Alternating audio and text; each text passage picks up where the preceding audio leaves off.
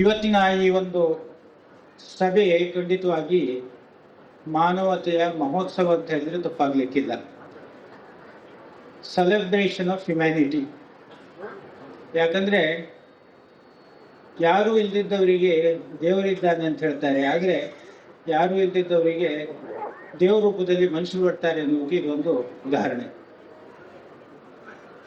ಇದೊಂದು ಅದ್ಭುತವಾದ ಒಂದು ಕೆಲಸ. ಯಾಕಂದ್ರೆ ಎರಡು ರೀತಿಯಲ್ಲಿ ಹೇಳ್ತೇನೆ.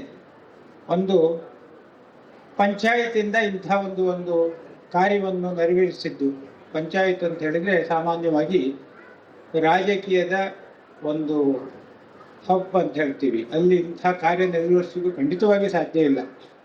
ಇದರಲ್ಲಿ ಬಹಳ ಒಂದು ಪ್ರತಿಫಲ ಏನಿದೆ ಅಂತ ಹೇಳಿದ್ರೆ, ನಾವು ಈ ಕೆಲಸವನ್ನು ಪಂಚಾಯತಿಂದ ಮಾಡಬೇಕಂತ ನಾವು ಹೊರಟಾಗ ನಮಗೆ ಎದುರು ಬಂದಂಥ ಸಮಸ್ಯೆ, ಪಂಚಾಯತಿಂದ ಮಾಡಿದವಾಗ ನಾವು 18% GST ಅನ್ನು ಉಳಿಸ್ಲಿಕ್ಕಾಗತ್ತೆ.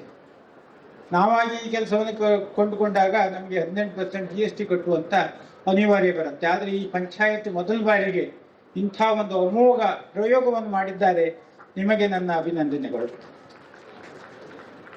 ಎರಡನೇದಾಗಿ, ಇಲ್ಲಿರುವ ಸಭಿಕರು ಹೆಚ್ಚಾಗಿ ಮಕ್ಕಳೇ ಇದ್ದಾರೆ.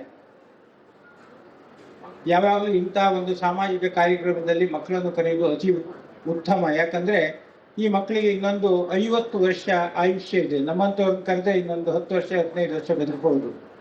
ಅವರು ಈ ಸಮಾಜಕ್ಕೆ ಬಹಳಷ್ಟು ಒಂದು ಕೊಡುಗೆ ಕೊಡ್ಲಿಕ್ಕೆ ತಾಕತ್ತಿದ್ದವರಿದ್ದಾರೆ. ಹಾಗಾಗಿ ತಾವು ಮಕ್ಕಳನ್ನು ಹೆಚ್ಚಾಗಿ ಕರೆದಿದ್ರಿ. ಅದು ಕೂಡ ಒಂದು ಅದ್ಭುತ ಮತ್ತು ಅಮೋಘವಾದ ಪ್ರಯೋಗ ಅಂತ ಹೇಳಲಿಕ್ಕೆ ನಾನು ಇಚ್ಛೆ ಪಡ್ತೇನೆ. ಮನುಷ್ಯನಿಗೆ 2 ಭಾಷೆ ಬರುತ್ತೆ. ಒಂದು ಬಾಯಲ್ಲಿ ಬರುವಂತ ಭಾಷೆ, ಅದು ಮೆದುಳಿನಿಂದ ಬರ್ತದೆ. ಆ ಭಾಷೆ ನಾವು ಆಡುವಾಗ ಯಾವಾಗಲೂ ಕ್ಯಾಲ್ಕುಲೇಟ್ ಮಾಡಿ ಮಾತಾಡ್ತೇವೆ. ನಮ್ಮ ಲಾಭ ನಷ್ಟ ಎಲ್ಲವನ್ನೂ ಲೆಕ್ಕಾಚಾರ ಮಾಡಿ ಮಾಡ್ತೀವಿ. ಇನ್ನೊಂದು ಭಾಷೆ ಮನುಷ್ಯನಿಗೆ ಬರುವುದು ಆತ್ಮದ ಭಾಷೆ. ಯಾರಿಗೆ ಆತ್ಮದ ಭಾಷೆ ಬರ್ತದೋ ಆತ್ಮ ಸಾಯುವುದಿಲ್ಲ ಹೇಳ್ತಾರೆ. ಸತ್ತ ಮೇಲೂ ಕೂಡ ಆತ್ಮ ಜೀವಂತವಾಗಿ ಇರ್ತದೆ. ಮನುಷ್ಯನಲ್ಲಿ ಆತ್ಮ ಇರ್ತದೆ. ಯಾರಿಗೆ ಆತ್ಮ ಇದೆಯೋ ಅವ್ರು ಮಾತ್ರ ಇಂತಹ ಕೆಲಸವನ್ನು ಮಾಡಲಿಕ್ಕೆ ಸಾಧ್ಯ ಆಗ್ತದೆ ಅಂತ ಹೇಳಲಿಕ್ಕೆ ನಾನು ಸಂತೋಷ ಪಡ್ತೇನೆ.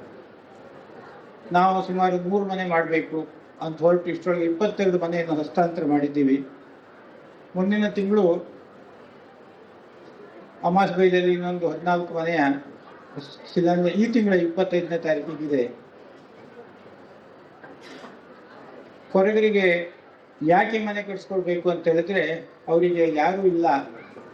ನನಗೆ ಹಲವಾರು ಪ್ರಶ್ನೆಗಳು ಬರ್ತಾ ಇರ್ತದೆ. ಯಾಕೆ ನೀವು ಹೊರಗರಿಗೆ ಮನೆ ಕಟ್ಸಿಕೊಡ್ತಾ ಇದ್ದು, ಎಲ್ರಿಗೂ ಮನೆ ಕಟ್ಸ್ಕೊಳ್ಬೋದಲ್ಲ?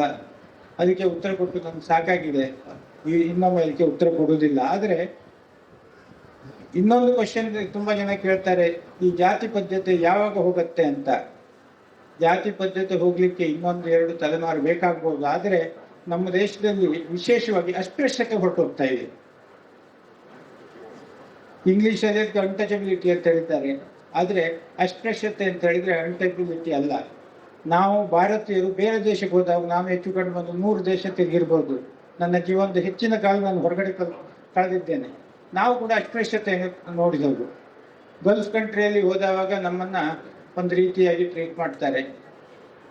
ಯುರೋಪ್ ಮತ್ತು ಅಮೆರಿಕ ಹೋದಾಗ ನಮಗೆ ರೇಸಿಸಮ್ ಬರುತ್ತೆ. ಹಾಗಾಗಿ ನಾವು ಕೂಡ ಅಸ್ಪೃಶ್ಯರು. ಯಾವಾಗ ಮನುಷ್ಯ ಸ್ವಂತ ಈ ಅನುಭವವನ್ನು ಪಡ್ತಾನೋ ಅವನಿಗೆ ಬೇರೆಯವರ ನೋವು ಮತ್ತೆ ಅವರ ಸ್ಪಂದನೆ ಅರ್ಥ ಆಗತ್ತೆ.